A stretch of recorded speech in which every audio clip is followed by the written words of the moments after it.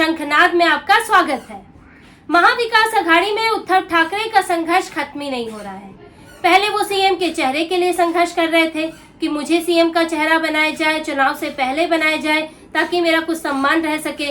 एक तरफ वो महाराष्ट्र की सभी सीटों पर सीट शेयरिंग के लिए संघर्ष कर रहे हैं कि कुछ सम्मानजनक सीटें मिल जाए, और अब उन्हें मुंबई की सीटों के लिए भी लड़ना पड़ रहा है। महाविकास अघाड़ी में उद्धव ठाकरे को मुंबई में भी सम्मानजनक सीटें नहीं दी जा रही हैं, उसका भी संघर्ष चल रहा है। और ये वो मुंबई है जहां से शिवसेना ने, बाला साहेब ठाकरे ने अपनी राजनीति की शुरुआत की।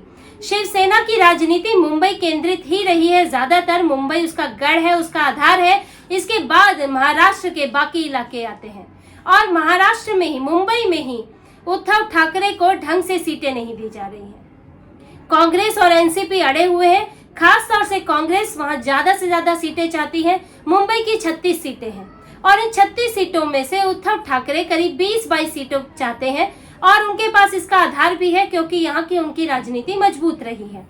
लेकिन कांग्रेस अड़ी हुई है। कांग्रेस इसमें 18 सीटें चाहती है, और एनसीपी, अब वो क्यों पीछे हटे, तो एनसीपी भी 7 सीटें चाहती है। अब ये कोई आंकड़ा बनेगा नहीं, कोई 21 चाहता है, कोई 18 चाहता है, तो कोई 7 चाहता है। अब कहीं तो कॉम्प्रोमाइज होगा। अब शरद पवार तो 7 ही सीटें चाहते हैं, क्या कॉम्प्रोमाइज होगा? तो यहाँ अगर कांग्रेस 18 सीटों पर अड़ी रहती है या 15 सीटें भी लेती है, तो सबसे बड़ा कॉम्प्रोमाइज होगा उद्धव ठाकरे का। उद्धव ठाकरे को पिछली बार से भी कम सीटें लड़ने को मिलेंगी, और वो भी मुंबई में।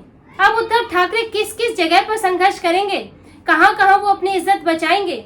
लेकिन उनकी ये दुर्गति हो गई है महाविकास अघाड़ी में कि उनकी किसी भी बात पर समझौता नहीं किया जाता, उनकी कोई बात मानी नहीं जा रही है, और सारे त्याग उद्धव ठाकरे से कराए जा रहे हैं। और उद्धव ठाकरे की ये स्थिति तब है जब पिछली बार जब एकजुट शिवसेना थी, बीजेपी के साथ थे, तो उनका प्रदर्शन बहुत अच्छा रहा था, ज्यादा सीटों पर लड़े थे। तो इस बार वो इसे मांगने के हकदार बनते हैं, लेकिन कांग्रेस अड़ी हुई है, और कांग्रेस जिसका प्रदर्शन पिछली बार बेहद खराब रहा था। आप पिछली बार के आंकड़े देखिए। मुंबई की 36 सीटें हैं, जिनमें से पिछली बार 2019 में शिवसेना 19 सीटों पर लड़ी थी, 14 पर जीती थी। बीजेपी 17 पर लड़ी थी, 16 जीती थी। कांग्रेस 30 सीटों पर लड़ी थी, सिर्फ 4 सीटें जीत पाई थी। एनसीपी 6 सीटों पर लड़ी थी और 1 सीट जीत पाई थी, और बाकी 1 सीट अन्य उम्मीदवारों को मिली थी। अब कांग्रेस और एकजुट शिवसेना में उस वक्त की देखें तो कितना अंतर है। शिवसेना 19 सीटों पर लड़ती है और उसमें से 14 जीतती है, और कांग्रेस 30 सीटों पर लड़कर 4 सीटें जीतती है। इतने बड़े अंतर में, लेकिन इसके बावजूद भी शिवसेना की बात, उद्धव ठाकरे की बात नहीं मानी जा रही है। और इसकी वजह एक तरह से उद्धव ठाकरे खुद ही है, क्योंकि उद्धव ठाकरे खुद ही अपने आप को इस स्थिति में ले आए हैं। जब वो बीजेपी के साथ गठबंधन में थे तो सीटों को लेकर इस तरह की तनातनी नहीं होती थी, इतना अपमानजनक व्यवहार नहीं होता था कि एनसीपी और कांग्रेस जिस तरह से गुट बना के उद्धव ठाकरे को पीछे धकेल रहे हैं, इस तरह का व्यवहार नहीं होता था। लेकिन उन्होंने खुद ही अपने पैर पर कुल्हाड़ी मारी, गठबंधन से अलग हुए, और किनसे जुड़ गए? एक अननेचुरल अलायंस, यानी कि उनकी विचारधारा के उलट पार्टी कांग्रेस और एनसीपी से जाकर जुड़ गए। और इसमें जब वो जुड़ गए तो उनकी विचारधारा कमजोर हुई, उनकी पार्टी में दिक्कतें हुई, उनके कार्यकर्ताओं को, नेताओं को अपना आधार कमजोर होता दिखा, और बीजेपी से अलग होने पर और कमजोर हो गया था। तो ऐसे में उनकी पार्टी टूट गई। अब पार्टी टूट गई तो उन्हें लोकसभा में नुकसान हो गया। लोकसभा में 21 सीटें लड़कर भी सिर्फ 9 सीटें ला पाए। कांग्रेस ने वहां अच्छा प्रदर्शन किया, 17 में से 13 सीटें ले आई, उसका मनोबल बढ़ा हुआ है।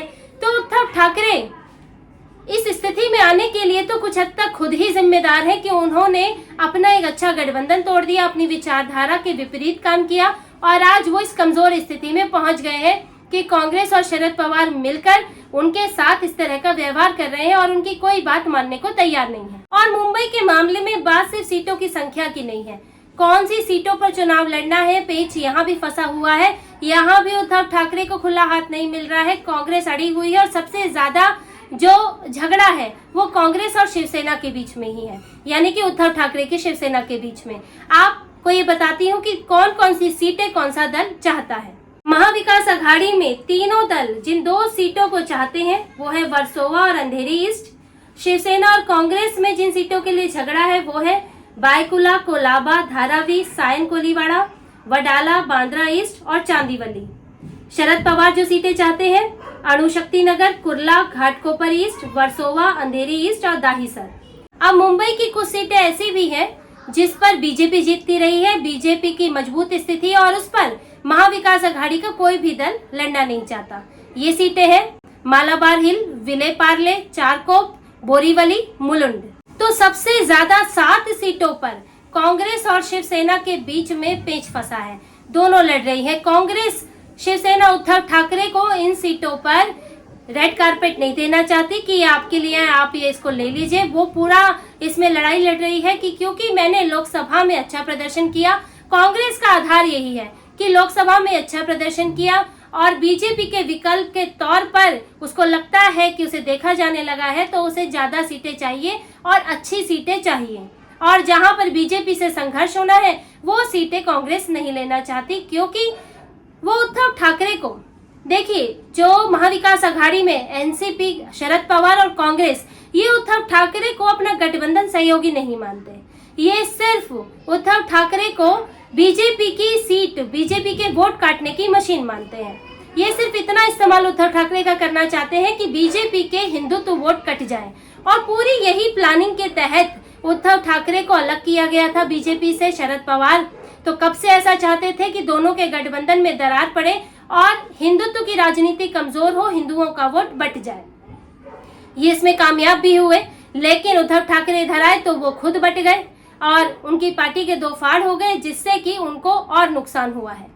अब उद्धव ठाकरे, क्योंकि वो नुकसान में तो है, अब वो पिछली बार जितने मजबूत नहीं है और इसीलिए कांग्रेस और एनसीपी उन पर हावी है। लेकिन फिर भी क्योंकि वो एक दल छोड़कर आए, एक बड़ा फैसला लिया था, तो वो चाहते हैं कि किसी स्तर पर तो मुझे मजबूत रहने दिया जाए, मेरा सम्मान रखा जाए, सीएम चेहरा या बनाया जाए, या मुंबई में मैं ज्यादा सीटें पर उम्मीदवार खड़े कर सकूं ताकि मैं ज्यादा सीटें जीत सकूं, तो मेरा आधार वहां से कमजोर ना हो, या फिर मुझे महाराष्ट्र में पूरी तरह सम्मानजनक सीटें मिले। तो उद्धव ठाकरे किस हर तरह से कोशिश कर रहे हैं कि उनकी कुछ तो इज्जत बच जाए, लेकिन महाविकास अघाड़ी और कांग्रेस मिलकर इसको, उनकी इस कोशिश को विफल करने में लगे हैं। और ये दोनों मिली भगत में है, चाहे सीएम चेहरे को लेकर हो, दोनों के बयान एक जैसे हैं। उद्धव ठाकरे का बयान अलग है और बहलाते फुसलाते भी रहते हैं कि बाद में देखेंगे कौन बनेगा। लेकिन उद्धव ठाकरे ने भी थोड़ी नाराजगी दिखाई है और आगे क्या करते हैं ये तो वक्त बताएगा।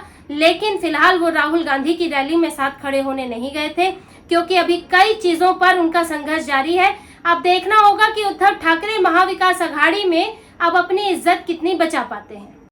तो इसी तरह की और खबरें और विश्लेषण आपके लिए लाते रहेंगे। हमसे जुड़े रहिए, सब्सक्राइब कीजिए, कमेंट कीजिए। बहुत बहुत धन्यवाद। जय श्री राम।